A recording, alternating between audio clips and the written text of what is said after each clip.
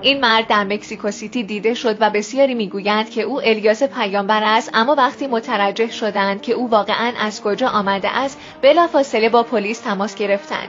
این مرد مرموز ناگهان در حال قدم زدن در خیابان‌های مکزیکو سیتی با عصایی در دست و با ظاهری عجیب که به نظر می‌رسید مستقیماً از یک دوره دیگر با لباس‌های باستانی و با بیانی جدی نگاه‌های کنجکاو را به خود جلب می‌کند و شایعات به سرعت پخش می‌شود. برخی معتقد بودند که خود الیاس پیامبر برای تحقق بخشیدن به برخی از پیشگویی‌های فراموش شده بازگشته است. جمعیت اطراف او افزایش یافت و حتی برخی افراد با این باور که آنها در مقابل یک شخصیت مقدس هستند زانو زدند.